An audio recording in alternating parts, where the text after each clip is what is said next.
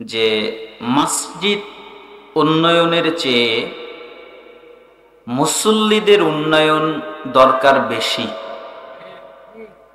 কারণ মসজিদ অনেক,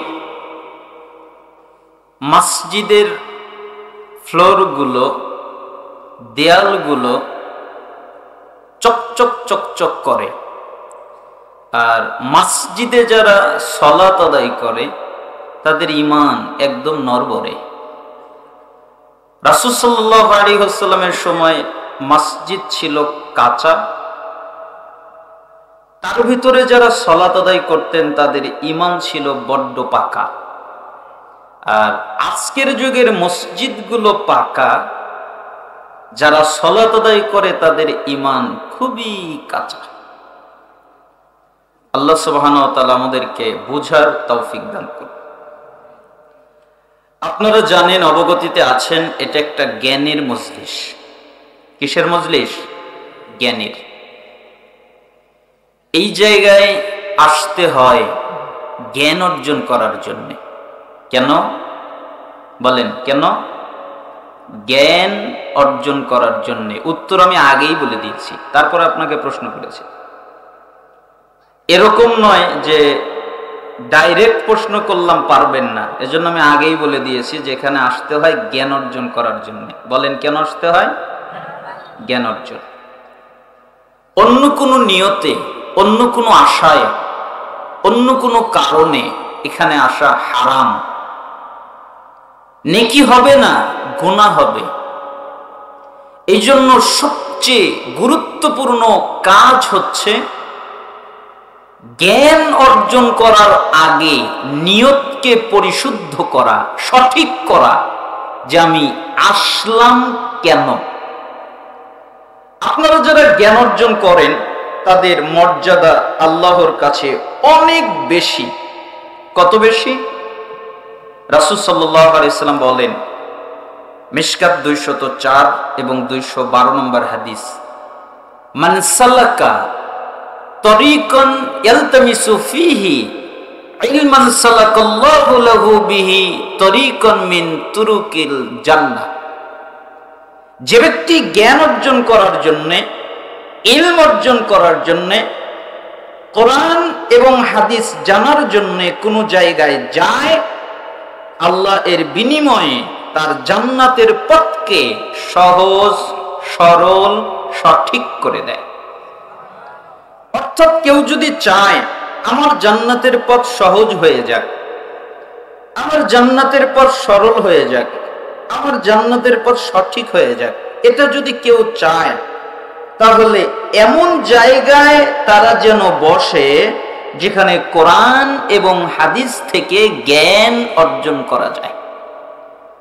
দারিমিতে একটি হাদিস এসেছে, 271 নম্বর হাদিস। রাসূল সাল্লাল্লাহু আলাইহি ওয়াসাল্লাম বলেন, যে ব্যক্তি রাতে সামান্য সময়, অল্প সময় জ্ঞান অর্জন করে, সারা রাত তাহাজ্জুদ পড়লে তাকে দান করবেন। অত্র হাদিস দ্বারা বোঝা যায় তাহাজ্জুদের চেয়ে জ্ঞানের মর্যাদা আল্লাহর কাছে বেশি। সহিহ তারগিব ওয়াত তারহিব 86 নম্বর হাদিস। রাসূল সাল্লাল্লাহু আলাইহি ওয়াসাল্লাম বলেন, যে ব্যক্তি কোনো মজলিসে যায়, মসজিদে যায়, কেন? জ্ঞান অর্জন করবে, এটা হলো তার নিয়ত। অথবা কাউকে জ্ঞান শিখাবে, হয় শিখতে যাবে নতুবা কাউকে শিখাতে যাবে, এই উদ্দেশ্যে যদি মসজিদে যায়, একটা পরিপূর্ণ হজ করলে, ওই হজ কবুল হলে আল্লাহ যে নেকি দান করেন ওই নেকি তাকে দিবেন। অত্র হাদিস দ্বারা বোঝা যায় হজের চেয়ে জ্ঞানের মর্যাদা আল্লাহর কাছে অনেক বেশি। মিশকাত 220 নম্বর হাদিস, মান খারাজা ফি তালাবিল ইলম ফাহুয়া ফি সাবিলিল্লাহ হাত্তা ইয়ারজি। যে ব্যক্তি জ্ঞান অর্জন করার জন্য, ইলম অর্জন করার জন্য, কোরআন জানার জন্য, হাদিস জানার জন্য বাড়ি থেকে বের হয়, বাড়ি থেকে বের হয় কেন? আমি কোরআন জানবো, আমি হাদিস জানবো, এটা হলো তার নিয়ত, তাহলে যতক্ষণ পর্যন্ত সে বাড়িতে না যায় ততক্ষণ তার আমলনামায় জিহাদ করার নেকি হতে থাকে। এজন্য সালাফরা বলতেন জ্ঞানের মর্যাদা তাহাজ্জুদের চেয়ে বেশি, জ্ঞানের মর্যাদা হজের চেয়ে বেশি, জ্ঞানের মর্যাদা জিহাদের চেয়েও বেশি।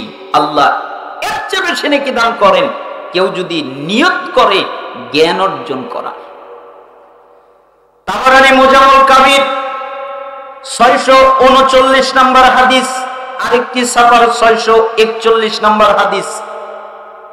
রাসূল সাল্লাল্লাহু আলাইহি ওয়াসাল্লাম বলেন কেউ যদি কোন দ্বীনি মজলিসে যায় যেখানে কোরআন এবং সুন্নাহর আলোচনা হয়, এমন জায়গায় যায়, এরপরে 3 কাজ করে। 1, তারা বসে। 2, তারা মনোযোগ দিয়ে আলোচনা শোনে। মনোযোগ মানে সাহাবীরা বলতেন রাসূল সাল্লাল্লাহু আলাইহি ওয়াসাল্লাম যখন কথা বলতেন আমরা মনে করতাম মাথায় পাখি বসে আছে, নড়াচড়া করলে পাখি উড়ে যাবে, তাই আমরা নড়াচড়া করতাম না। কোন কোন সাহাবীরা বলতেন আমরা মনে করতাম পাথর, পাথর যেরকম নড়ে না আমরা নড়তাম না। মনোযোগ মানে বাদাম খায় না, বুট খায় না, কালাই খায় না, চা খায়, কফি খায় না, পান খায় না, কারোর সাথে কথা বলে না, অমনোযোগিতা হয়, এমন কোন কাজ করে না। 3, যতক্ষণ পর্যন্ত বৈঠক শেষ না হয়, মজলিস শেষের দোয়া পাঠ করা না হয়, ততক্ষণ পর্যন্ত তারা অবস্থান করে থাকে। আল্লাহ তাআলা বলেন মুহাম্মদ জি আপনি বলেন, কি বলবো? কাদ গফারাল্লাহু লাকুম যুনুবাকুম, আমি আল্লাহ তাদের অতীত জীবনের যত পাপ আছে সবগুলোকে মাফ করে দিয়েছি। আমি আল্লাহ কারো পরোয়া করি না। তার পাপ হতে হতে যদি আসমান জমিন পর্যন্ত ছেয়ে যায়, আসমান এবং জমিনে পাপ রাখার মতো জায়গা নেই, এত পাপ করেছে। এর পরেও দ্বীনি মজলিসে যদি বসে মনোযোগ দিয়ে আলোচনা শুনে শেষ পর্যন্ত থাকে, আমি তো তাদের পাপ ক্ষমা করে দেই। ওয়াবাদদিলাত সাইয়্যাতিকুম হাসানাত, এবং তাদের যত পাপ সবগুলোকে আমি নেকি বানিয়ে দিই। কত জটিল কথা, কত চমৎকার কথা। আজকের এই ধরমপুর পশ্চিম পাড়ার লোকেরা যদি বুঝতো পাপ ক্ষমা হয় মজলিসে গেলে বসলে, তাহলে এই জায়গায় জায়গা দেওয়া সম্ভব হতো না। তারা বোঝেনি, বুঝতে পারেনি, জানে না, জানলেও বোঝে না, বুঝতে পারেনি এটা পাপ ক্ষমা করার জায়গা। সালাত আদায় করলে পাপ ক্ষমা হয়, যাকাত দিলে পাপ ক্ষমা হয়, সিয়াম পালন করলে পাপ ক্ষমা হয়, হজ করলে পাপ ক্ষমা হয়, হিজরত করলে পাপ ক্ষমা হয়, জিহাদ করলে পাপ ক্ষমা হয়, ইসলাম কবুল করলে পাপ ক্ষমা হয়। শরীয়তে যতগুলো আমল আছে প্রত্যেক আমলের মাধ্যমে পাপ ক্ষমা করানো যায়, কিন্তু পাপ নেকি বানানো যায় না। পাপ নেকি বানানোর জায়গায় একটাই, ওটা হলো মজলিস, দ্বীনি বৈঠক। এখানে বসলে পাপ ক্ষমা হয় এবং যত পাপ সবগুলো আল্লাহর নেকিতে পরিণত করে নেয়। এই জন্য আপনাদেরকে অনুরোধ করব, আমার আলোচনা পুরুষ নারী উভয়ের জন্য একই। মা বোনেরা মনে করিয়েন না যে আলাদা ওয়াজ হবে। মা বোনেরা মনে করেছে যে আলাদা ওয়াজ মানে পর্দার ওয়াজ। না, আলাদা না, পর্দার ওয়াজও সবারই, খালি আপনাদের নয়।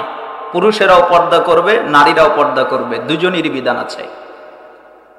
স্বামীর খেদমত করার ব্যাপারে বলতে হয়, স্বামীর খেদমত স্ত্রীরা করবে, এটা ঠিক আছে, তবে স্বামীও স্ত্রীর হক আদায় করবে, এটাও রয়েছে প্রযোজ্য, উভয়ই রয়েছে। এই জন্য কোরআন এবং হাদিসে যা আছে আপনারা পুরুষ নারীরা মনে করবেন এটা আমার জন্যই আলাদা নয়। আমি আমার খুতবার মধ্যে একটা আয়াত পাঠ করেছি, আসলে আমরা নতুন আলোচনা করব এটা উদ্দেশ্য নয়। আল্লাহ তাআলা নবীকে বলেছেন, রাসূল আপনি মুমিনদের স্মরণ করিয়ে দেন, তাহলে তাদের উপকারে আসবে। সুদ হালাল না হারাম? ঘুষ হালাল না হারাম? জিনা ব্যভিচার হালাল না হারাম? মদ পান করা হালাল না হারাম? সব ওয়াজ আপনারা জানেন, কোনটা হালাল কোনটা হারাম সব জানেন। আমাদের কাজ হলো স্মরণ করিয়ে দেওয়া। কেন? যাতে মুমিনদের উপকার হয়, স্মরণ হয়ে গেলে, মনে পড়ে গেলে তাদের উপকার হয়, এজন্য আমরা স্মরণ করিয়ে দিব। আমরা কোরআনুল কারীমের একটি আয়াত পাঠ করেছি খুতবার মধ্যে, খুব জটিল। এই আয়াত মানলে মানুষের জন্য এনাফ। ওয়ামা আতাকুমুর রাসূলু ফাখুযুহু, রাসূল তোমাদের যা দেয় তোমরা তা নেও। ওয়ামা নাহাকুম আনহু ফান্তাহু, এবং রাসূল তোমাদের যা থেকে নিষেধ করেন তোমরা তা থেকে বিরত হও। ওয়াত্তাকুল্লাহ, এই ব্যাপারে আল্লাহকে ভয় করো। ইন্নাল্লাহা শাদীদুল ইকাব, নিশ্চয়ই আল্লাহ শাস্তি দানে কঠোর, কঠিন। তার মানে আল্লাহ খালি দয়া করতে পারে এমনটা নয়, আল্লাহ শুধু রহমত করতে পারে এমনটা নয়। আল্লাহর দয়া দেখবেন, একটু দেখাই। একটা লোক আল্লাহ তাআলা জাহান্নাম থেকে বের করবেন, বের করার পরে লোকটাকে বলবেন, যাও আমি তোমাকে মাফ করে দিলাম, আমি তোমাকে ক্ষমা করে দিলাম, আজকে তোমার উপরে আমি সন্তুষ্ট হয়ে গেলাম, আর কোনোদিন তোমার উপরে রাগ করব না, আর কোনোদিন তোমাকে শাস্তি দিব না, আর কোনোদিন তোমার উপরে আমি বেজার হব না, যাও আমার জান্নাতে প্রবেশ করো। তখন লোকটা আল্লাহকে আশ্চর্যজনক একটা জবাব দেয়, আল্লাহ আমি জান্নাতে যাব, তো আমার কি জান্নাতে জায়গা আছে? জান্নাতে কি আছে? জায়গা। তার মানে জায়গা বুক হয়ে গেছে। আমি তো শেষ লোক, আমার পরে তো আর কেউ জান্নাতে যাবে না, তো সবাই তো মনে হয় জান্নাত বুক করে ফেলেছে, তা আমি কোথায় থাকবো? আল্লাহ তাআলা বলেন, তোমার দেশে কি রাজা বাদশা ছিল? জি আল্লাহ ছিল। আচ্ছা রাজার রাজত্ব কত বড়? অনেক বড়। আচ্ছা যাও, তোমার রাজার রাজত্ব যত বড়, আমি আল্লাহ তোমাকে তত বড় জান্নাত দান করলাম। তুমি কি খুশি হয়ে গেছো? আল্লাহ আমি খুশি হয়ে গেছি। শোনো, তোমাকে রাজার রাজত্ব দেব, তার ডাবল দেব, তাকে জোড়া করলে যা হয় তার ডাবল দেব, তাকে জোড়া করলে যা হয় তার ডাবল দেব, তাকে একসাথে করলে যা হয় তার ডাবল দেব। লোকটা বলছেন, আল্লাহ আর লাগবে না, যথেষ্ট, আমি খুশি। সালাফরা বলতেন, লোকটা যদি আল্লাহকে না ঠেকাতো, আল্লাহ খালি বলেই যেত। যেহেতু লোকটা ঠেকিয়ে ফেলেছে, তখন আল্লাহ থেমে গেলেন। তারপরে আর একটা বাক্য বললেন, তোমাকে তো তা দিলাম, তার আরো 10 গুণ দিলাম। তুমি খুশি? আল্লাহ আমি খুশি হয়ে গেছি। আল্লাহ একটা কথা বললি, বলো, আমি তো সবচেয়ে কম নিয়ামত প্রাপ্ত, সবচেয়ে ছোট জান্নাতের অধিকারী, তো আমার জান্নাতে যদি এত বিশাল হয়, আমার নিয়ামত যদি এত বিশাল হয়, তাহলে আপনার নেককার পরহেজগার বান্দা যারা, তাদের জান্নাত কেমন তাকে আমাকে বলা যাবে? আল্লাহ তাআলা বলেন, আমার নেককার পরহেজগার বান্দাদের জন্য যে জান্নাত তৈরি করে রেখেছি, ওই জান্নাতের বৃক্ষ গাছপালা আমি আল্লাহ নিজের হাত দিয়ে সাজিয়েছি। আমি নিজের মতো করে তৈরি করেছি, নিজের মতো করে সাজিয়েছি। কোন চোখ দেখেনি, কোন কান শোনেনি, কোন অন্তর পরিকল্পনা করতে পারিনি। জিবরাইল জান্নাত দেখে আসো, তার মানে জিবরাইল আলাইহিস সালাম জান্নাত দেখেছেন, ওটা দেখেননি। মুহাম্মদ সাল্লাল্লাহু আলাইহি সাল্লাম জান্নাত দেখেছেন, ওটা দেখেননি, ওটা কোনো চোখ দেখেনি। এত নিয়ামতপূর্ণ জান্নাত। তখন একজন সাহাবী লাফ মেরে উঠল আর রাসূলকে বললেন, আল্লাহর নবী, আল্লাহর নবী, মনে হয় জান্নাতটা আপনাদের নবীদের জন্য, তাই না? তখন রাসূল সাল্লাল্লাহু আলাইহি ওয়াসাল্লাম বললেন, না, আল্লাহর কিছু বান্দা আছে যারা আল্লাহকে দেখেনি, আল্লাহর ইবাদত করে, আল্লাহর আদেশ পালন করে, আল্লাহর নিষেধ পালন করে। আমার কিছু উম্মত আছে আমাকে দেখেনি, আমার আদেশ পালন করে, আমার নির্দেশ শুনে আমি যা নিষেধ করেছি তা ত্যাগ করে তাদের মধ্যে থেকে ওই জান্নাতে প্রবেশ করবে। তার মানে আল্লাহর দয়া কত! ওই আল্লাহ বলছেন আল্লাহকে ভয় করো, তিনি শাস্তি দানে কঠিন। খালি দয়া করতে পারে তা নয়, তিনি কঠিন শাস্তিও দিতে পারেন। অতএব আল্লাহর শাস্তিকে ভয় করে রাসূল যা বলেন তা পালন করো, রাসূল যা নিষেধ করেন তা ত্যাগ করো। এজন্য আমি বলি পৃথিবীর মানুষের সার্বিক জীবনের সফলতার একমাত্র দায়িত্ব কাজ হলো রাসূলের আনুগত্য করা। কেউ যদি সফলতা চায়, কেউ যদি জান্নাত চায়, কেউ যদি আল্লাহর ভালোবাসা চায়, কেউ যদি হেদায়েত চায়, কেউ যদি সফলতা চায়, তাহলে যে কোনো মূল্যে তাকে রাসূলের আনুগত্য করতে হবে। রাসূলের আনুগত্য ছাড়া সফলতা পাওয়া যায় না। আপনি কি চান? সূরা আলে ইমরান খোলেন, 31 নম্বর আয়াত পড়েন। আল্লাহ তাআলা বলেন, কুল, নবী আপনি বলেন, ইন কুনতুম তুহিব্বুনাল্লাহ, তোমরা যদি দাবি করো আমরা আল্লাহকে ভালোবাসি, এই দাবিতে যদি দাবিদার হও, ফাত্তাবিউনি, তাহলে আমার ইত্তেবা করো, আমার অনুসরণ করো। ইউহিব্বুকুমুল্লাহ, তাহলে আল্লাহ তোমাদের ভালোবাসবেন। ওয়া ইয়াগফির লাকুম যুনুবাকুম, এবং তোমরা যত পাপ করেছো আল্লাহ সবগুলো মাফ করে দিবেন। তার মানে রাসূলের আনুগত্য করলে আল্লাহর ভালোবাসা পাওয়া যায়, রাসূলের আনুগত্য করলে পাপ থেকে ক্ষমা পাওয়া যায়। সূরা নূর খোলেন, 52 নম্বর আয়াত, ওয়া মান ইউতিল্লাহ ওয়া রাসূলাহু ওয়া ইয়াখশাল্লাহ ওয়া ইয়াত্তাকিহি ফাউলাইকা হুমুল ফাইজুন, যে ব্যক্তি আল্লাহর আনুগত্য করে, আল্লাহর আদেশ নিষেধ পালন করে, রাসূলের আনুগত্য করে, রাসূলের আদেশ নিষেধ পালন করে, আল্লাহকে ভয় করে, কিভাবে আমি সুদ খেতে পারি, কিভাবে আমি ঘুষ খেতে পারি, কিভাবে আমি জিনা করতে পারি, কিভাবে আমি ব্যভিচার করতে পারি, কিভাবে আমি নিষিদ্ধ দ্রব্য পান করতে পারি, কিভাবে আমি শিরিক করতে পারি, আল্লাহকে ভয় করে, তাকওয়া অবলম্বন করে, পাপ থেকে বেঁচে চলে, ফাউলাইকা হুমুল ফাইজুন, এরা হলো সফল কাম। সফল কাম যারা, তাদের একটা গুণ হলো তারা রাসূলের আনুগত্য করে। সূরা আরাফ খোলেন, সূরা নিসা 13 নম্বর আয়াত দেখেন, সূরা আলে ইমরান 15 নম্বর আয়াত দেখেন, সূরা ফাত 17 নম্বর আয়াত দেখেন। যারা রাসূলের আনুগত্য করে আল্লাহ তাআলা তাদের এমন জান্নাত দেবেন, পায়ের নিচ দিয়ে নদী প্রবাহিত হবে। পায়ের নিচ দিয়ে কি প্রবাহিত হবে? নদী প্রবাহিত হবে। কেন? তারা রাসূলের আনুগত্য করত।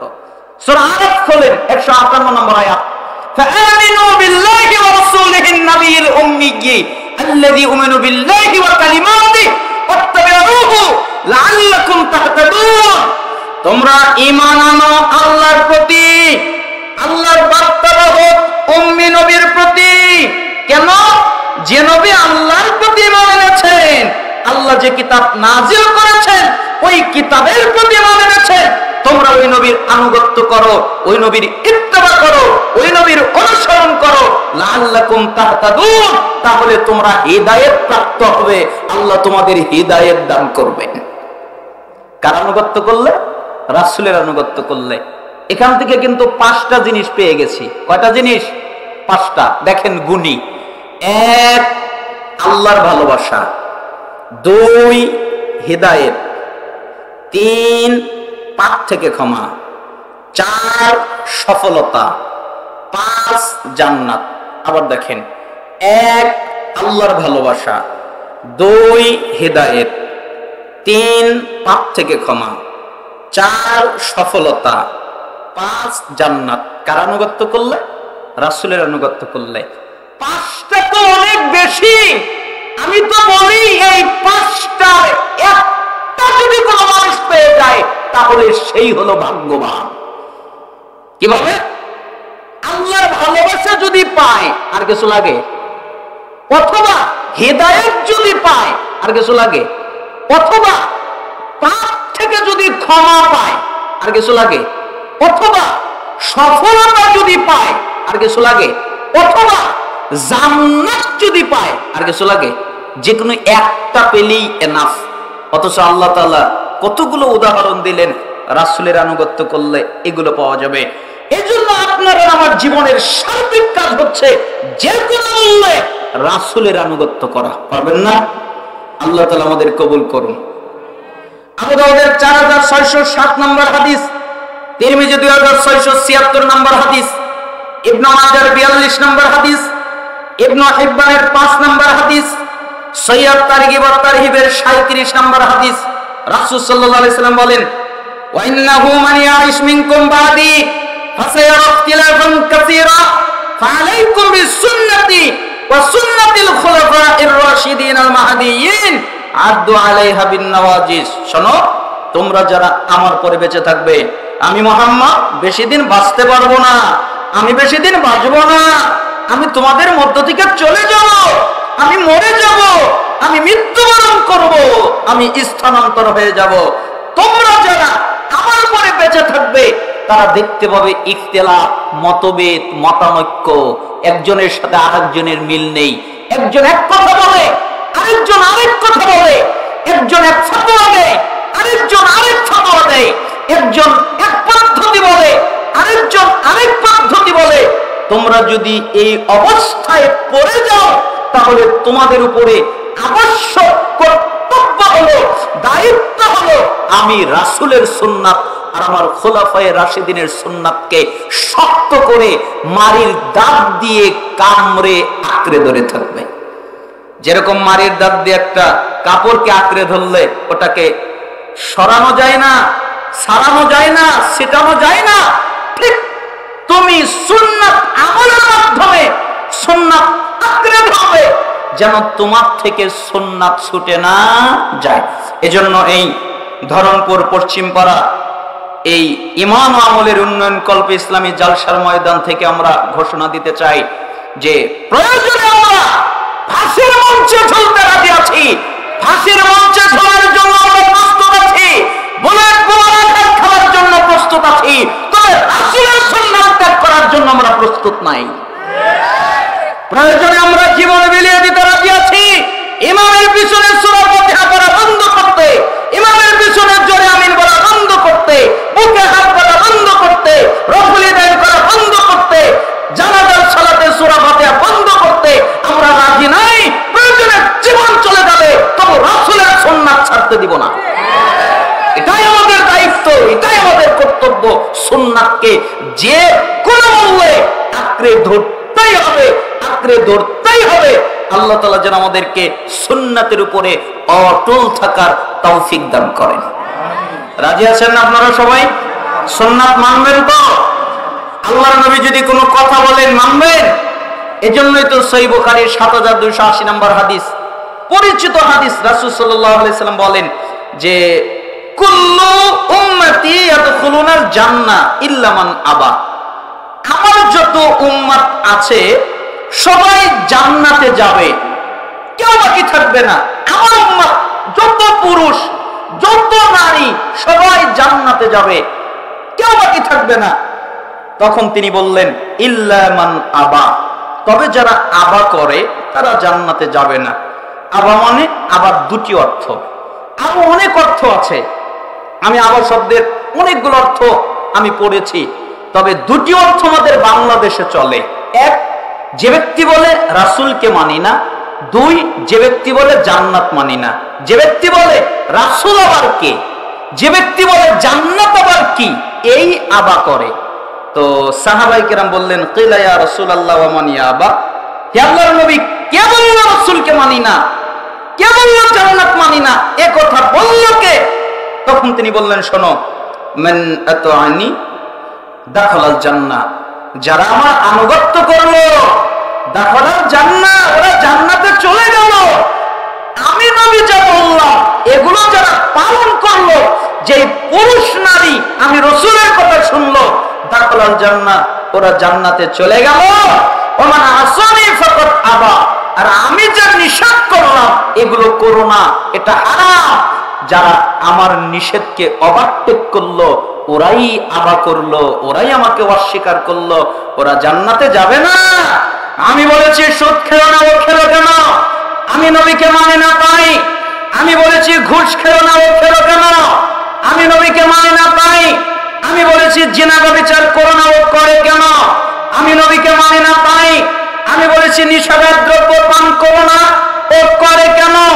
আমি নবীকে মানে না তাই আমি বলেছি গীবত করো না, আমি বলেছি মিথ্যা বলো না, আমি বলেছি শিরিক করো না, আমি বলেছি বিদআত করো না, এর পরিবার করে কেন?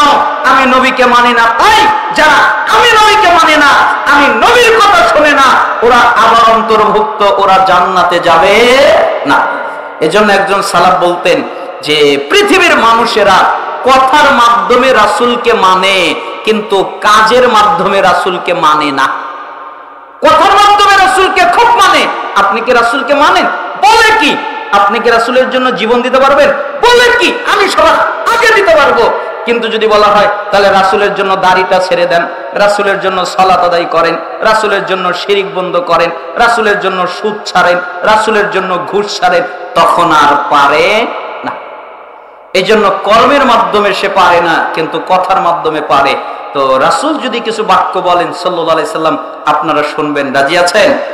আপনাদের প্রস্তুত করলাম। আজকে আমার সংক্ষিপ্ত আলোচনার বিষয় হচ্ছে কিয়ামতের পূর্বের ফিতনা। কিয়ামতের পূর্বে পৃথিবীতে অনেকগুলো ফিতনা ফাসাদ দেখা যাবে, অনেকগুলো ফিতনা ঘটবে। তার ভিতর থেকে জরুরি পর্যায়ের সংক্ষিপ্তভাবে কয়েকটি ফিতনা উল্লেখযোগ্য আপনাদের সামনে উল্লেখ করব। এরপরে আল্লাহ তাআলা তৌফিক দিলে দুই একটা হাদিস নসিহতমূলক ভাবে আপনাদের সামনে অনুবাদ করে আলোচনা শেষ করে দিব। এই 4 ফেব্রুয়ারির মধ্যেই দোয়া পড়ে বৈঠক শেষ করে আপনারা যাবেন, তাহলে আল্লাহ তাআলা আপনাদেরকে মর্যাদা দিবেন, পাপ ক্ষমা করবেন, পাপগুলো নেকি বানাবেন। এ কথা আল্লাহ নিজেই বলেছেন।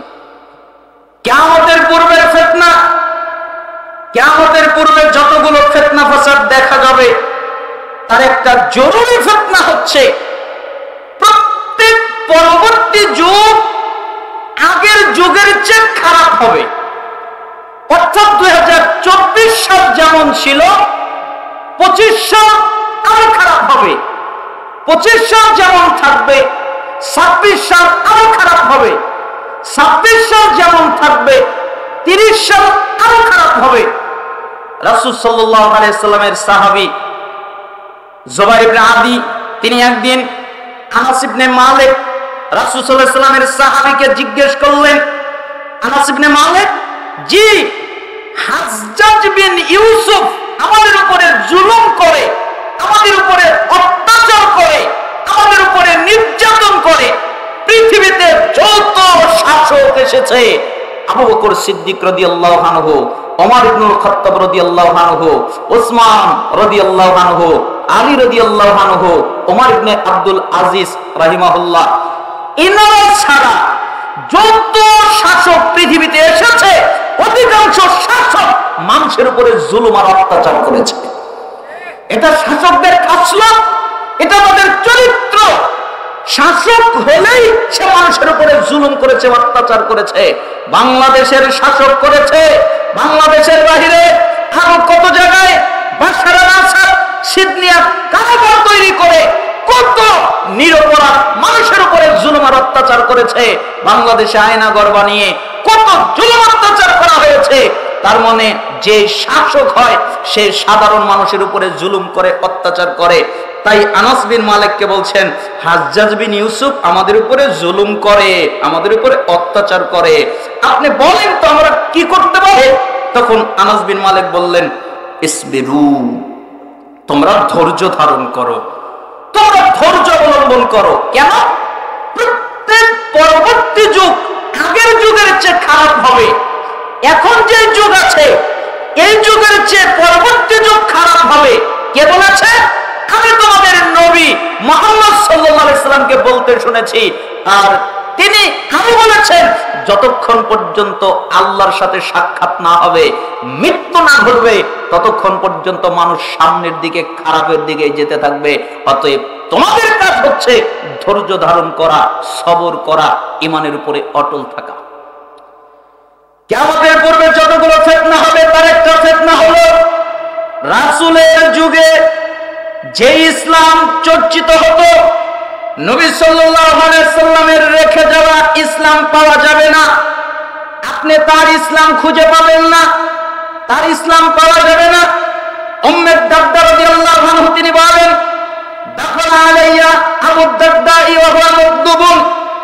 একদিন আবু দারদা ঘরে প্রবেশ করলেন রাগান্বিত অবস্থায়। এত রাগ তিনি কোনোদিন করেননি। ওই দিন তিনি অনেক রাগ অবস্থায় ঘরে প্রবেশ করলেন। তাই আমি তাকে জিজ্ঞেস করলাম, মা আবু দারদা, কি ব্যাপার, আপনি রাগ করেছেন কেন? আপনার রাগ করার কারণ কি? তখন তিনি বললেন, ওয়াল্লাহি, আল্লাহর কসম, মা আরিফু মিন উম্মতি মুহাম্মাদিন সাল্লাল্লাহু আলাইহি ওয়াসাল্লাম শাইআ ইল্লা আন্নাহুম ইউসাল্লুনা জামিআ। আল্লাহর কসম, জামাতে নামাজ আদায় করা ছাড়া মুহাম্মদ সাল্লাল্লাহু আলাইহি ওয়াসাল্লামের দ্বীনের কিছুই আমি সমাজে দেখতে পাচ্ছি না, তাই রেগে গেছি। কি আছে? জামাতে নামাজটা আছে, এছাড়া আর কিছু নাই, তাই আমি রেগে গেছি। বুখারীর 650 নম্বর হাদিস এটা। একই কথা তিরমিজিতে এসেছে 2447 নম্বর হাদিস। আনাস ইবনে মালিক রাদিয়াল্লাহু আনহু তিনি বলেন, মা আরাফু শাইআন মিম্মা কুননা আলাইহি আলা আহদি রাসূলিল্লাহ সাল্লাল্লাহু আলাইহি ওয়াসাল্লাম। রাসূলের সময়ে চর্চিত দিনের কিছুই আমি এখন সমাজে দেখতে পাচ্ছি না। রাসূলের সময় যেই দিন চর্চা করা হতো, যেই দিন চর্চিত হতো, ওই দিন আমি এখন সমাজে দেখতে পাচ্ছি না। তখন সাহাবীরা বললেন, ফাকুলতু আইনা সালাত। আমরা বললাম, সালাত তো আছে, নামাজ তো আছে। তখন তিনি বললেন, আওয়ালাম তাসনাউ ফি সালাতিকুম মা কদ আলিমতুম। আরে নামাজে কি অলসতা তৈরি করেছে, নামাজে কি অবহেলা তৈরি করেছে, এটা তো তোমরা ভালো করেই জানো। নামাজ আছে অলসতার সাথে, অবহেলার সাথে, ঠিক না? নামাজের অভাব নেই, মুসল্লির অভাব নেই। আমি বুঝি না, আল্লাহ মিথ্যা বলেন, এ কথা ভাবাটাও পাপ। আল্লাহ তাআলা সবচেয়ে বড় সত্যবাদী কে? আল্লাহ। আল্লাহ বলছেন, ইন্নাস সালাতা তানহা আনিল ফাহশাই ওয়াল মুনকার। নিশ্চয়ই সালাত, অবশ্যই সালাত, নিঃসন্দেহে সালাত, নামাজ মানুষকে যত পাপ আছে, যত অশ্লীলতা আছে, যত মন্দ আছে, সবগুলো থেকে বাঁচিয়ে রাখে, বিরত রাখে। তাহলে নামাজ যদি তাকে সমস্ত পাপ থেকে বিরত রাখে, ও নামাজও করে সুদও খায়, ও নামাজও করে ঘুষও খায়, ও নামাজও করে জিনাও করে, ও নামাজও করে ব্যভিচারও করে, ও নামাজও করে নিষেধাজ্ঞ দ্রব্য পান করে, ও নামাজও করে গীবত করে, তাহলে তো সে পাপ থেকে বাঁচলো না। তাহলে বোঝা গেল আসলে ওর নামাজই হয় নাই। আর যদি নামাজ হতো তাহলে পাপ থেকে বাঁচতো, যেহেতু নামাজ হয় নাই তাই সে পাপ থেকে বাঁচতে পারে নাই। এজন্যই তো আব্দুল্লাহ বিন আমর রাদিয়াল্লাহু আনহু তিনি বলেছেন, মুস্তাদরাক হাকিম 8365 নম্বর হাদিস, ইয়াতিন নাস জামানুন ইয়াজতামিউনা ফিল মাসাজিদ ওয়া লাইসা ফীহিম মুমিন। অচিরেই কিছু মানুষ দলবদ্ধ হয়ে মসজিদে প্রবেশ করবে, তা দলাদলি করে একত্রিত হয়ে জামাতবদ্ধ হবে, দলবদ্ধ হবে, মসজিদে ঢুকবে, মসজিদে প্রবেশ করবে, কিন্তু আশ্চর্যের বিষয় ওদের মধ্যে একজন ইমানদার থাকবে না, সবগুলো হলো বেঈমান। মসজিদে ঢুকবে একত্রিত হয়ে, জামাতবদ্ধ হবে, তাদের মধ্যে ইমানদার নাই, ওরা হলো বেঈমান, তার মানে ওরা ঈমানহীন। সালাফরা বলেছেন এই বাক্যের অর্থ হলো সত্যিকারের ঈমানদার পাওয়া যাবে না, সত্যিকারের মুমিন পাওয়া যাবে না। ও যদি সত্যিকারের মুমিন হতো তাহলে সালাত আদায় করে সুদ খেত না, ঘুষ খেত না, জিনা করত না, ব্যভিচার করত না, নিষেধাজ্ঞ দ্রব্য পান করত না। ও পরিপূর্ণ মুমিন নয়, তাই এই সমস্ত পাপগুলো করে। এই জন্য সালাত আদায় করেও পাপ করে, তার মানে তার সালাত হচ্ছে না। এই জন্য রাসূলের সময়ে রেখে যাওয়া ইসলাম পাওয়া যাবে না। আপনি সমাজের দিকে তাকিয়ে দেখেন, আল্লাহর নবী যে ইসলাম রেখে গেছেন, আল্লাহর নবীর যে আকীদা বিশ্বাস, ওই আকীদা বিশ্বাস আমাদের মধ্যে অনেকের নাই। আল্লাহর নবীর আকীদা, সঠিক আকীদা, আল্লাহ আরশের উপরে উঠেছেন, আমাদের বেশিরভাগ মানুষের আকীদা আল্লাহ সব জায়গায় বিরাজমান, আল্লাহ নিরাকার, আল্লাহর অস্তিত্ব নাই। আমাদের অনেকের আকীদা আল্লাহর নবী নূরের তৈরি, আল্লাহর নবী গায়েব জানেন, আল্লাহর নবী হাজির নাজির, আল্লাহর নবী আল্লাহর নূর থেকে পয়দা, এ কথা বলে। অথচ আল্লাহর নবী মানুষ, মাটির মানুষ, সবচেয়ে দামি মানুষ, সম্মানিত মানুষ। আমাদের আকীদা সঠিক নয়। রাসূলের যুগের আকীদা আমাদের অনেকের মধ্যে নাই।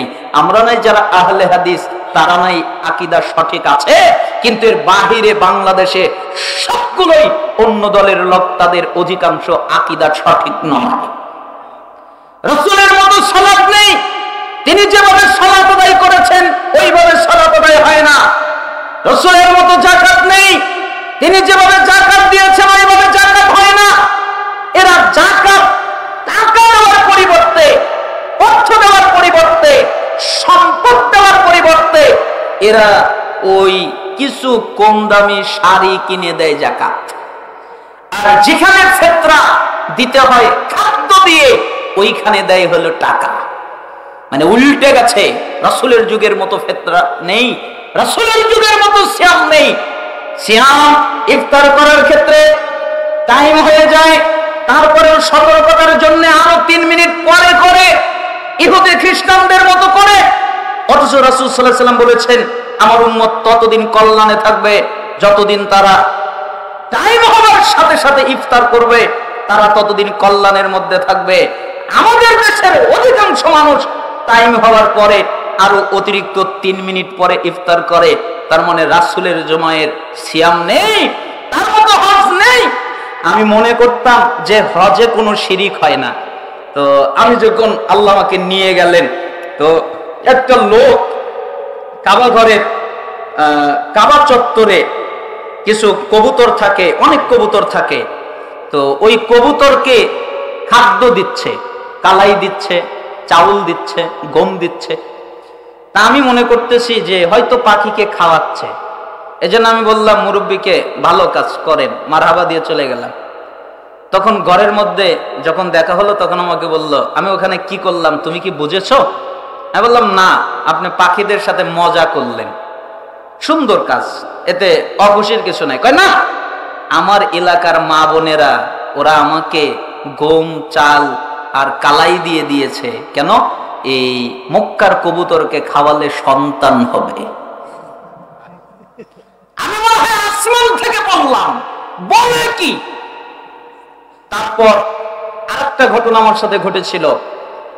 যখন কাবা ঘর তাওয়াফ করছিলাম উমরায়, তখন একটা মুরব্বী আমাদের সাথী, উনি কাবা ঘরের দিকে উনি যাবেন হলো হাজরে আসওয়াদের কাছে। আমি এটা মনে করছিলাম, খুব পিরাপিরি করছেন যাওয়ার জন্য। আমি ওনার হাত ধরলাম, মুরব্বী যায়েন না। কে? খুব ভিড়। কারণ করোনা পরবর্তী যখন খুলে দেওয়া হলো, তখন ওই রমাদান মাসে প্রচুর ভিড়, হজের মতো। তা আমি বললাম, যায়েন না। কে? ওই বড় বড় দেখেন না লোক, আপনাকে একদম মিশে ফেলবে মাটির সাথে। কই না, আমি যাবই। তখন আমি বললাম, না, এর আবেগকে নষ্ট করা যাবে না, যান দাদু, আপনি যান। তো যেতে যেতে কোমর থেকে একটা কাপড় বের করলো, কালো রঙের। আমি বললাম, কি ব্যাপার? সাদা কাপড়ের মধ্যে আবার কালো কাপড় আসলো কোথায় থেকে? লোক সংখ্যা বেড়ে গেল, তাই তাকে আর কিছু বলতে পারলাম না।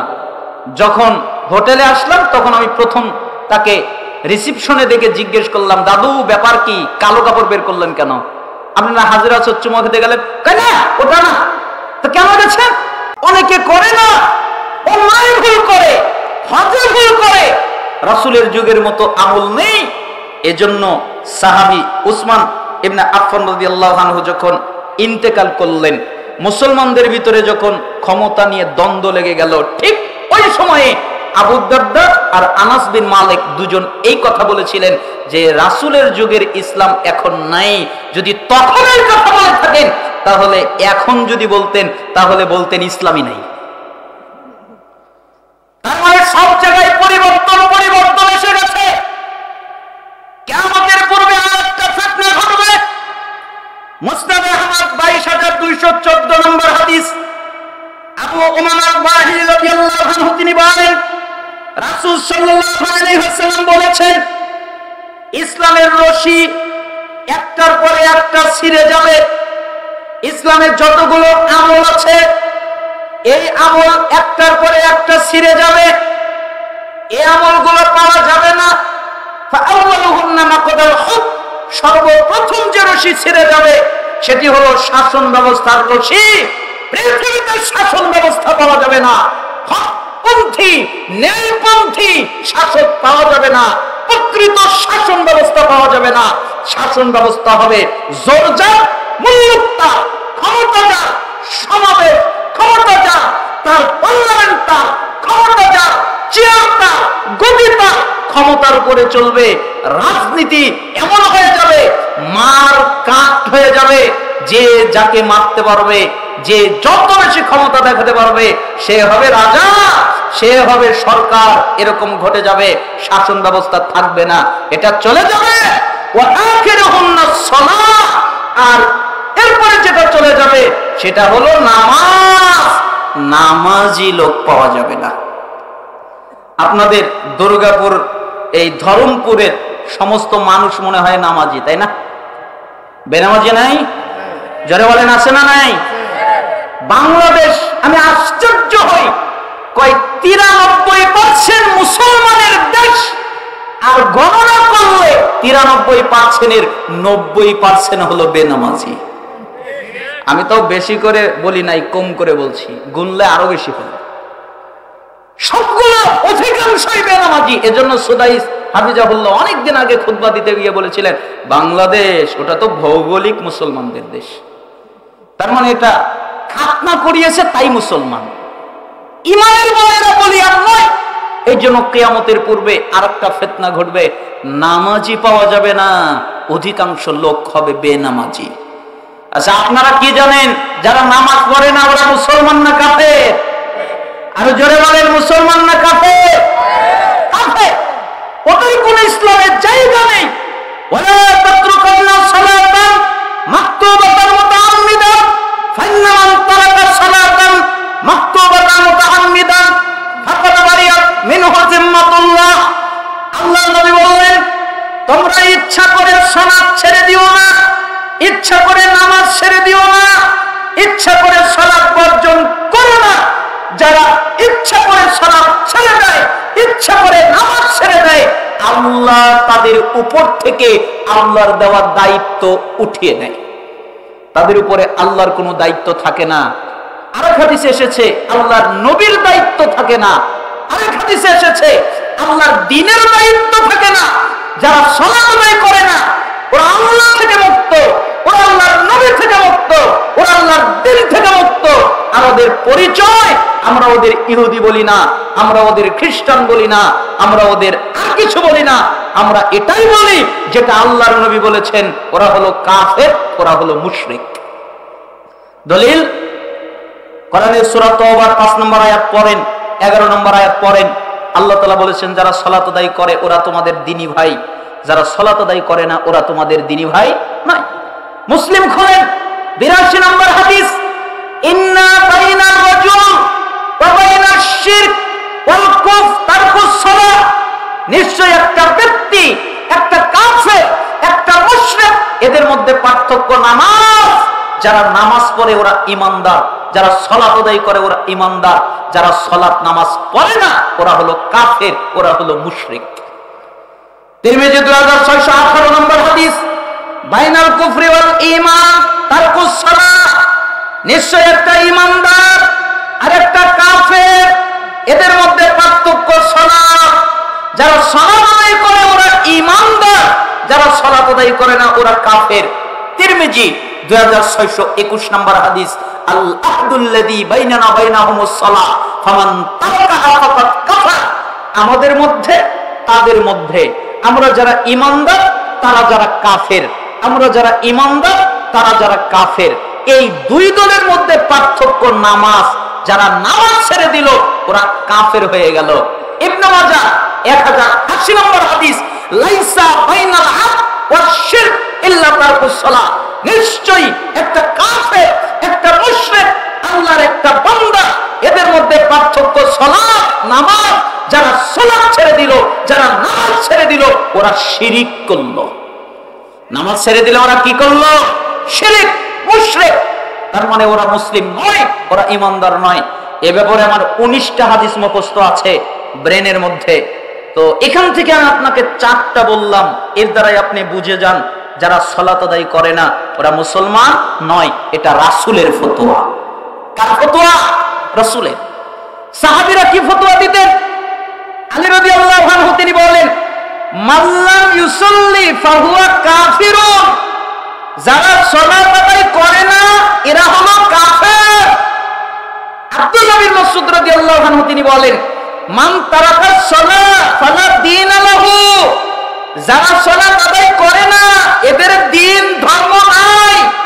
আবু দারদা রাদিয়াল্লাহু আনহু তিনি বলেন, লা ঈমানা লিমান লা সালাত লাহু, ওই ব্যক্তির ঈমান নেই যে ব্যক্তি সালাত আদায় করে না। আর অন্য একজন সাহাবী ওমর ইবনুল খাত্তাব, এর ঘটনাটা ভিন্ন রকম। ভিন্ন রকম কেন বললাম?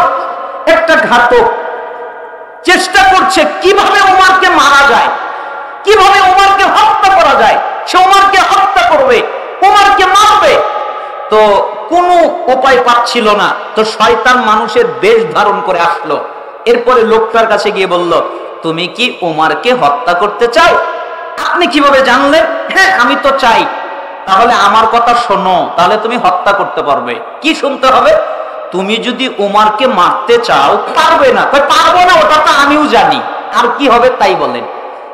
তাহলে তোমাকে 2টি কাজ করতে হবে। 2টি কাজ মানে, এক, তাকে নামাজে মারতে হবে। কোথায় মারতে হবে? নামাজে, সালাতে। কেন? সালাতের মধ্যে তার মনোযোগ বেশি থাকে। এজন্য তুমি যদি তাকে সালাতে মারো তাহলে মারতে পারবে, এছাড়া তুমি তাকে মারতে পারবে না। 2 নাম্বার, কোন সালাতে মারবা না, শুধু ফজরের সালাতে মারবা। কোন সালাতে? ফজর। কেন? ফজরের সালাত তারা অন্ধকার অবস্থায় আদায় করে, এজন্য অন্ধকার পাবে আর নামাজে মনোযোগ বেশি থাকবে ফজরের সালাত, এই জন্য মারাটা সহজ হবে। উনি বললেন, আচ্ছা ঠিক আছে। এ কথা বলে একটা ছুরি নিলেন, ছুরিতে বিষ লাগালেন, এরপরে ওত পেতে রইলেন। ওমর ইবনুল খাত্তাব রাদিয়াল্লাহু আনহু 1 রাকাত সালাত পড়েছেন ফজরের, আর 1 রাকাত পড়ার জন্য দাঁড়িয়েছেন। তখন এই ঘাতক গিয়ে ওমর ইবনুল খাত্তাব রাদিয়াল্লাহু আনহুর পেটের ভিতরে বারবার ছুরি দিয়ে আঘাত করেছেন। ওমর ইবনুল খাত্তাব রাদিয়াল্লাহু আনহু জমিনে পড়ে গেছেন। আরেকজন সাহাবী এসে সালাত আদায় করে দিলেন। লোকটা বের হয়ে গেল, আরো অনেক সাহাবী ক্ষতবিক্ষত হলো। ওই ছুরির আঘাতের বিষক্রিয়াই পরবর্তীতে তিনি রোগাক্রান্ত হয়ে যান এবং মৃত্যুবরণ করেন। তো যখন চলে গেলেন, তাকে নিয়ে যাওয়া হলো। 10টা-11টার সময় জ্ঞান ফিরে পেল। জ্ঞান ফিরে পাওয়ার পরে প্রথম কথাটাই বললেন, সাহাবীরা, আল্লাহর নবীর সাহাবীরা, জি, লোকেরা কি নামাজ পড়েছে? বলেন তো কি কথা বললেন? লোকেরা কি নামাজ পড়েছে? আমি আর আপনি হলে বলতাম, আমার আব্বা কই, আমার মা কই, আমার সন্তান কই, আমার স্ত্রী কই, আমার ভাই কই। ওই যে হাসপাতালে অজ্ঞান করা হয়, এরপরে যখন জ্ঞান ফেরে তখন যে যাকে ভালোবাসে তার কথা জিজ্ঞেস করে, কিন্তু আমার পরিবারের কথা জিজ্ঞেস করে নাই, সম্পত্তির কথা জিজ্ঞেস করে নাই। প্রথম বাক্য বলেছেন, লোকেরা কি নামাজ পড়েছে? তখন সাহাবীরা বললেন, জি, নামাজ হয়ে গেছে। তখন উমর বলছেন, হ্যাঁ উমর, কি হবে তোমার? তোমার কি হবে? লা হাজ্জা ফিল ইসলাম লিমান তারাকাস সালাত, ওই ব্যক্তির ইসলামে কোনো জায়গা নেই যে ব্যক্তি সালাত আদায় করে না। উমর, কি হবে তোমার? উমর, কি হবে তোমার? ওমর ইবনুল খাত্তাবের 1 রাকাত অনিচ্ছাকৃতভাবে ছুটে গেছে, তাই তিনি পাগল হয়ে গেছেন। ঈমান আছে না গেছে? আর আপনি দৈনিক 5 ওয়াক্ত ত্যাগ করেন আর বলেন নামাজ না পড়লে কি হবে? আমার ঈমান ঠিকই আছে। আপনার ঈমান কি? ওমরের ঈমান কি? ওমর মানে যেই ওমর কাবা ঘরের পাশ দিয়ে হাঁটছিল, দেখেন আল্লাহর নবী সালাত আদায় করছিলেন, কোরআন তেলাওয়াত করছিলেন, ওমর থমকে গেলেন, দাঁড়িয়ে গেলেন। আল্লাহর নবী কোরআন তেলাওয়াত করছিলেন, সূরা হাক্কা তেলাওয়াত করছিলেন। তাই ওমর বলে ফেললেন, এটা বুঝি কোনো কবির কবিতা? আল্লাহর নবী তেলাওয়াত করলেন, এটা কোনো কবির কবিতা নয়। অনেকক্ষণ পরে ওমর আবার বললেন, এটা বুঝি তাহলে মানব রচিত কোনো কিতাব? আল্লাহর নবী বললেন, এটা মানব রচিত কিতাব নয়। ওমর চলে গেলেন, আশ্চর্য হলেন, কিরকম আমি যা বলি তাই বলে, এ কথা বলে চলে গেলেন। কিছুদিন পর একটা খোলা তরবারি নিয়ে মুহাম্মদ সাল্লাল্লাহু আলাইহি সাল্লামের দিকে উদ্গ্রীব হয়ে এগিয়ে আসছেন। একটা লোক তাকে থামিয়ে দিলেন, এই ওমর, কি যাও? কোথায়? কোথায় যাই বলে? মুহাম্মাদের দেহ থেকে মাথাটা কল্লা আলাদা করে দেওয়ার জন্য যাচ্ছি। কেন যাচ্ছ? আরে মুহাম্মদ আমাদের দেবদেবীদের নিন্দা করে, বদনাম করে, তাদের দোষ ত্রুটি বর্ণনা করে, তারা নাকি ত্রুটিযুক্ত, তারা নাকি সত্যিকার ইলাহ নয়, এ কথা তারা বলে। তাদের কাছে নাকি কিছু চাওয়া যাবে না, তাই মুহাম্মাদের শরীর থেকে আমি মাথাটাকে দ্বিখণ্ডিত করার জন্য যাচ্ছি। লোকটা বললেন, শোনো, তুমি যদি মুহাম্মদকে মারো, তার কি সম্প্রদায়ের লোক তোমাকে ছেড়ে দেবে? কয়, আমি ওটা জানি না, আমি মুহাম্মদকে হত্যা করার জন্য যাচ্ছি। তখন লোকটা বললেন, আরে মুহাম্মদের কাছে গিয়ে কি হবে? তোমার বোন ফাতেমা, তোমার বোনের স্বামী, তারাই তো ইসলাম গ্রহণ করেছে, তুমি কি করতে পেরেছো? আমাদের গায়ে কাটা লেগে গেলেন। বলে কি, আমার বোন ইসলাম গ্রহণ করেছে মানে? তুমি যদি সত্য কথা বলো তাহলে বেঁচে গেলে, আর তুমি যদি মিথ্যা বলো তোমার সাথে আমার বুঝ পড়া আছে। একথা বলে ওমর ঘুরে গেলেন। ঘুরে বোনের বাড়িতে গিয়ে দরজায় দেখলেন কে যেন ঘরের ভিতর থেকে তেলাওয়াত করছে। তাই দরজায় নক করলেন, দরজাটা খুলে গেল। এরপরে বললেন, বোন স্বামী বের হয়ে আসলো, এই তোমাদের ঘরে কি যেন শুনতে পারলাম? তেমন কিছু নয়। আচ্ছা, তোমরা কি দিন ত্যাগ করেছো? তখন বোনের স্বামী বললেন, আমাদের দিনের চাইতে কারো দিনে যদি সঠিক থাকে তাহলে গ্রহণ করাতে অসুবিধা কি?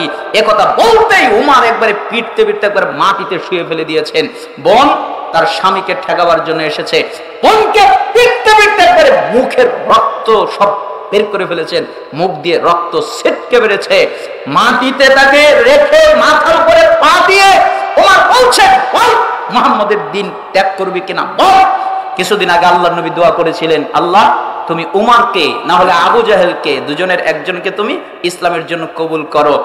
তখন ওমর একটু অনুশোচনা করলেন, হায় হায় হায়, আমার বোনকে কেন মারি, লজ্জার ব্যাপার।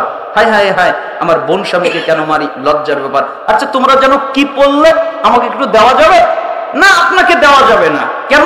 আপনি অপবিত্র। তো কি করতে হবে? গোসল করতে হবে।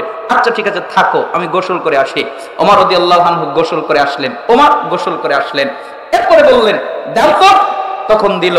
তিনি সূরা তাহা তেলাওয়াত করছিলেন আর চোখের পানি ছেড়ে দিয়ে বলছিলেন, এটা কোনো মানব রচিত কিতাব হতে পারে না, এটা কোনো কবির কবিতা হতে পারে না, এটা কোনো জাদুকরের জাদু হতে পারে না। তোমরা কি আমাকে মুহাম্মদের কাছে নিয়ে যাবে? আচ্ছা ঠিক আছে, চলেন। তরবারি হাতে করেই মুহাম্মদ সাল্লাল্লাহু আলাইহি ওয়াসাল্লামের কাছে চলে গেলেন। দরজায় গিয়ে নক করা হলো। ভিতর থেকে একজন সাহাবী উকি দিয়ে দেখলেন ওমর এসেছে, হাতে খোলা তরবারি। তখন সাহাবী ভয় পেয়ে গেলেন। এবার সমস্ত সাহাবীদেরকে বললেন, ওমর এসেছে। হামজা রাদিয়াল্লাহু আনহু 3 দিন আগে ইসলাম গ্রহণ করেছেন। তিনি বললেন, দরজা খুলে দাও। যদি ওমর কল্যাণ চায় আমরা তাকে কল্যাণ দেব, সে যদি ক্ষতি করতে চায় তার তরবারি দিয়ে তাকে শেষ করে দিব। যখন দরজা খুলে দেওয়া হলো তখন ওমর ঘরের মধ্যে প্রবেশ করলেন। আল্লাহ নবী সাল্লাল্লাহু আলাইহি ওয়াসাল্লাম ওমরের কলার ধরে টান দিয়ে বললেন, এই ওমর, তুমি কি আর ক্ষান্ত হবে না? তুমি কি আর বন্ধ করবে না? তখন ওমর বললেন, আশহাদু আল্লা ইলাহা ইল্লাল্লাহ ওয়া আশহাদু আন্না মুহাম্মাদান আবদুহু ওয়া রাসূলুহু ওয়া আন্নাকা রাসূলুল্লাহ। আমি সাক্ষ্য দিচ্ছি আল্লাহ ছাড়া সত্যিকার কোনো ইলাহ নেই, আপনি আল্লাহর রাসূল। এই কথা যখন বললেন ঘরের ভিতরে আল্লাহু আকবারের তাকবীরে ধ্বনিত হয়ে গেল। এরপর ওমর বললেন, আল্লাহর নবী, জি, আমরা কি সত্য দিনে না বাতিল দিনে? কেন আমরা বাতিল দিনে থাকবো? আমরা চূড়ান্ত সত্য দিনের উপরে আছি। তাহলে আমরা যদি সত্য দিনের উপরে থাকি দাওয়াত কেন গোপনে হবে? আমি ওমর ঘোষণা করলাম, আজ থেকে প্রকাশ্যে দাওয়াত হবে। হামজা রাদিয়াল্লাহু আনহু একদল নিয়ে বের হয়ে গেলেন, ওমর আরেক দল নিয়ে বের হয়ে গেলেন। ওই দিন থেকে তার উপাধি হলো ফারুক। ওমর প্রকাশ্যে দাওয়াত দেওয়া শুরু করলেন, এ হলো ওমর যার কারণে দাওয়াত প্রকাশ্য হলো এ হলো ওমর। সেই ওমর বলছেন, হায় হায় হায়, আমার কি হবে? তার ইসলামে কোনো জায়গা নেই যে ব্যক্তি সালাত আদায় করে না। আর আপনি প্রতিদিন 5 ওয়াক্ত, সপ্তাহে 35 ওয়াক্ত ত্যাগ করেন, আর বল করে বলেন নামাজ না পড়লে কি হবে, আমার ঈমান ঠিক আছে। আপনার উপরে ধিক। এজন্যই তাবি আব্দুল্লাহ বিন শাকির তিনি ইজমা বর্ণনা করে বলেছেন, কানা সাহাবু মুহাম্মদ সাল্লাল্লাহু আলাইহি ওয়াসাল্লাম লা ইয়ারাউনা শাইআন মিনাল আমাল তাকুহু কুফরুন গায়রা সালাহ। সাহাবীরা আমলের মধ্যে কোনো আমল ছেড়ে দেওয়াকে কুফরি মনে করতেন না, একমাত্র সালাত ছাড়া। কেউ যদি সালাত ছেড়ে দিত, সাহাবীরা তাদেরকে কাফের মনে করত। 2622 নম্বর হাদিস। অত্র হাদিস দ্বারা বোঝা যায়, অত্র বাক্য দ্বারা বোঝা যায়, রাসূলের ফতোয়া দ্বারা বোঝা যায়, সাহাবীদের ফতোয়া দ্বারা বোঝা যায়, তাবিঈদের ফতোয়া দ্বারা বোঝা যায়, ইমামদের ফতোয়া দ্বারা বোঝা যায়, যারা সালাত আদায় করে না তাদের পরিচয়, তারা পুরুষ হোক অথবা নারী হোক, তারা হলো কাফের, তারা হলো মুশরিক। ইসলামের সাথে তাদের কোনো সম্পর্ক নাই। অতএব যে কোনো মূল্যে সালাত আদায় করতেই হবে। এই জন্য সালাফরা ফতোয়া দিয়েছেন, যারা সালাত আদায় করে না তারা যদি মেয়েকে বিয়ে দেয়, বিয়ে হবে না। বাপ মেয়েকে বিয়ে দিয়েছে কিন্তু বিয়ে হয় নাই, কেন? বাপ বেনামাজি, বাপ সালাত আদায় করে না, তাই বাপ মেয়েকে বিয়ে দিতে পারে না, অনুমতি নাই। যেই ছেলে সালাত আদায় করে না ওই ছেলের সাথে বিবাহ দেওয়া হারাম, বিবাহ দেওয়া জায়েজ নয়। যত মানুষ বেনামাজি ছেলের সাথে বিবাহ দেবে তত মানুষ জিনার সুযোগ করে দিল। এখন আর নামাজি খোঁজে না, এখন খোঁজে কার চাকরির টাকা কত বেশি, তাই না? আর ওরা বলে বেড়ায় কি, একদম তাকওয়ার সাথে বলে। আমি এক লোককে জিজ্ঞেস করেছিলাম, আপনার ছেলে মেয়ে কয়জন? কয় আমার 3 জান্নাত। কয় জান্নাত? 3 জান্নাত। বোঝেন নাই? আপনাকে জিজ্ঞেস করলে আপনি বলবেন আমার 1টা জান্নাত, আমার 2টা জান্নাত, আমার 3টা জান্নাত, মানে আমার 1টা মেয়ে, আমার 2টা মেয়ে, 3টা মেয়ে। তো আমি ওই লোককে জিজ্ঞেস করেছিলাম, তা আপনার 3 জান্নাতের বড় জান্নাতের বিয়ে দিয়েছেন কোথায়? কয় না, বিয়ে এখনো কারো হয় নাই। তো বড় জান্নাত থাকে কোথায়? কয় ইংল্যান্ডে থাকে। মানে বড় জান্নাত ইংল্যান্ডে থাকে। ও মনে করেছে যে মেয়ে হলেই জান্নাত, আর কিছু লাগে না, আর কিছু লাগবে না, হলেই জান্নাত। মনে হয় জান্নাত মামুর বাড়ির কিছু, যে মেয়ে হলেই জান্নাত। আপনি হাদিস বুঝলেন না কেন? আপনি শরীয়ত বুঝলেন না কেন? আপনি আদব কায়দা বুঝলেন না কেন? যার একটা মেয়ে হলো, একটা মেয়েকে ঈমান শিক্ষা দিল, একটা মেয়েকে আদব শিক্ষা দিল, এরপরে ঈমানদার পাত্রের হাতে তুলে দিল, পাপের কাজ শেষ। একজনের জন্য এক জান্নাত। উত্তম লালন পালন করলো। উত্তম লালন পালন মানে তাকে ঈমান শিক্ষা দিল। উত্তম লালন পালন মানে তাকে ঈমানদার পাত্রের হাতে তুলে দিল, বাপের কাজ শেষ। একটা হলে একটা, দুটা হলে দুটা, 3টা হলে 3টা জান্নাত। তো আপনি তো মেয়েকে তুলে দিচ্ছেন কাফের মুশরিক বেঈমানের সাথে। জান্নাত তো দূরের কথা, মরার পরে বুঝবেন জান্নাত না জাহান্নাম। হ্যাঁ, বাপ যদি সালাত আদায় না করে, সেটা তো আগেই বলে দিয়েছি, বাপ যদি সালাত আদায় না করে বাপ বিয়ে দিতে পারবে না। আর বেনামাজি ছেলের সাথে মেয়েকে বিয়ে দেওয়া যাবে না। বাপ নামাজ পড়ে কিন্তু বাপ বেনামাজি ছেলের সাথে মেয়েকে বিয়ে দিল, তাহলে এই বিয়ে কি? হারাম। আবার বেনামাজি মেয়েকেও বিয়ে করা হারাম। আর আপনি যদি বলেন 2টাই নামাজ পড়ে না, তো 2টাই পড়ে নেওয়ার জন্য আর কি ফতোয়া? আমার ফতোয়া দিতে এসেছি? 2জনই পড়ে নেওয়ার জন্য আর কি ফতোয়া দেবো? তুই বিনা হিসেবে জাহান্নামে যাস। একজন পড়ে, আরেকজন পড়ে না। সালাফরা এর জন্য ফতোয়া দিয়েছেন, আল্লাহ নিজে ফতোয়া দিয়েছেন। স্বামী সালাত আদায় করে, স্ত্রী সালাত আদায় করে না। স্ত্রী সালাত আদায় করে, স্বামী সালাত আদায় করে না। আল্লাহ বলেছেন তাদের বিবাহ বিচ্ছিন্ন করে দাও, আর সালাফরা বলেছেন অটো তালাক। পৃথিবীতে একটা তালাক আছে, অটো তালাক। 1 তালাক, 2 তালাক, 3 তালাক বলা লাগে না, এমনিই পড়ে। ওটা হলো স্বামী যদি সালাত আদায় করে, স্ত্রী যদি না করে। স্ত্রী যদি সালাত আদায় করে, স্বামী যদি না করে, তাহলে অটো তালাক হয়ে যায়। এমনি তালাক, অটো তালাক, অটোমেটিক তালাক। স্বামী পড়বে, স্ত্রী পড়বে না, এরকম হতে পারে না। স্ত্রী পড়বে, স্বামী পড়বে না, এরকম হতে পারে না। 2জনই যদি না পড়ে ভিন্ন কথা, তাদের জন্য ফতোয়া নেই। কিন্তু একজন পড়বে আর একজন পড়বে না, এরকম হবে না। তাহলে আল্লাহ তাদের আলাদা করে দিতে বলেছেন। দলিল সূরা মুমতাহিনা 10 নম্বর আয়াত। সময়ের স্বল্পতায় নাম্বার বলে গেলাম, কোরআন খুলে পড়ে দেখেন। শুধু তাই নয়, যারা সালাত আদায় করে না তাদের কোনো জানাজা নেই, তাদের কেউ জানাজা পড়তে পারবে না। যত মানুষ তাদের জানাজা পড়বে তত মানুষ পাপিতে গণ্য হবে। কেন বেনামাজির জানাজা পড়বে? জানাজা তো দূরের কথা, বেনামাজি যদি মারা যায়, বেনামাজির জন্য কাপড় কেনা যাবে না, সাদা কাপড় কেনা বৈধ নয়, কাফনের কাপড় কেনা বৈধ নয়। বেনামাজি যদি মারা যায়, বেনামাজিকে গোসল দেওয়া বৈধ নয়। ওকে যদি 100 বার গোসল দেন আর 500 বছর সাবান দিয়ে চুবিয়ে রাখেন, ও পবিত্র হতে পারবে না, ও হলো অপবিত্র, ওর কোনো গোসল নেই। ও যদি মারা যায়, ওকে কুত্তার মতো করে গর্ত করে পুঁতে রাখতে হবে, সম্মানের সাথে কোনো দাফন নেই। বেনামাজি যদি মারা যায়, মুসলমানের কবরস্থানে তাকে দাফন করা যায় নেই, হারাম, নিষেধ। জানাজা তো অনেক দূরের কথা।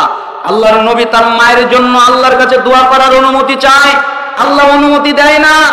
আল্লাহর নবী তার বাপের জন্য আল্লাহর কাছে দোয়া করার অনুমতি চায়, আল্লাহ অনুমতি দেয় না।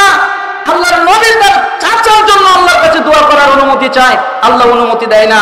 বেনামাজির জানাজা পড়তে নিষেধ করেছেন আল্লাহ সূরা তাওবার 84 নম্বর আয়াতের মধ্যে আল্লাহ নিষেধ করেছেন। অতএব বেনামাজির আপনি জানাজা পড়তে পারবেন না।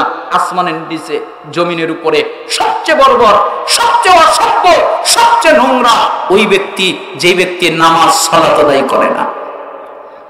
বেনামাজি যদি কোনো পশু জবে করে, মুরগি জবে করে, হাঁস জবে করে, ছাগল জবে করে, বকরি জবে করে, গরু জবে করে, উট জবে করে, হালাল কোনো প্রাণী জবে করে, বেনামাজির জবকৃত গোশত খাওয়া যাবে না। বেনামাজি কত খারাপ! বেনামাজিকে সালাম দেওয়া যাবে না, বেনামাজিকে সালাম দেওয়া নিষেধ। বেনামাজি যদি সালাম দেয়, জবাব দেওয়া যাবে না, জবাব দেওয়াও নিষেধ। কি বলবে? ওয়া আলাইকুম, এর বেশি বলতে পারবে না। তাহলে বেনামাজি কত খারাপ! আসমানের নিচে জমিনের উপরে সবচেয়ে খারাপ, সবচেয়ে বড়, সবচেয়ে অসভ্য হলো যেই ব্যক্তি সালাত আদায় করে না। আর যারা নামাজ পড়ে না, ওদের কিন্তু এক নেকি নাই। কয় নেকি নাই? এক নেকি। আচ্ছা বলেন তো, জান্নাতে যেতে কতগুলো নেকি লাগবে জানা আছে আপনাদের? একটা। মান তুকব্বিলাত লাহু হাসানা দাখালাল জান্নাহ। যে ব্যক্তির এক নেকি কবুল হবে, দাখালাল জান্নাহ, আল্লাহ তাকে জান্নাতে ঢোকাবেন। কিন্তু বেনামাজির কি নাই? নেকি নাই। ওই যে বলবেন আমি তো দান করি, হজ করি, আমি তো উমরা করি, আরো কত কিছু করি। আপনি সব করে নেকি হয়, কিন্তু নেকি থাকে না, তলানি নাই। কি নাই? তলানি নাই, ঈমান নাই। আউয়ালু মা ইউহাসাবু বিহিল আবদু ইয়াউমাল কিয়ামাতিস সালাহ ফাইন সালাহা সালাহা সাইরু আমালিহি ওয়া ইন ফাসাদাত ফাসাদা সাইরু আমালিহি। কিয়ামতের দিন সর্বপ্রথম হিসাব হবে সালাতের। যার সালাত টিকে যাবে, ও যত ইবাদত করেছে সব টিকবে।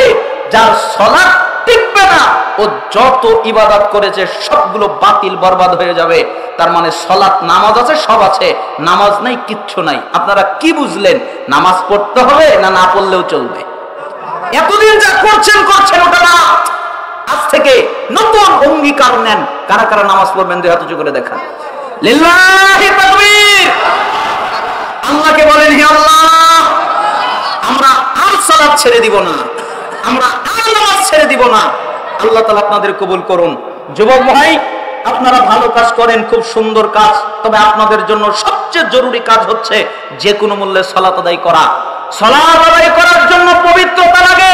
কার উপরে অত্যাচার করব না, হাত কন্ট্রোল করব, হাতের দ্বারা কার উপরে জুলুম, অত্যাচার এটা যেন না হয়, এটা করব না। 6টা কাজ করবে। মিশকাত 4870 নম্বর হাদিস। 1, যখন কথা বলবে সত্য বলবে। 2, ওয়াদা দিলে পালন করবে।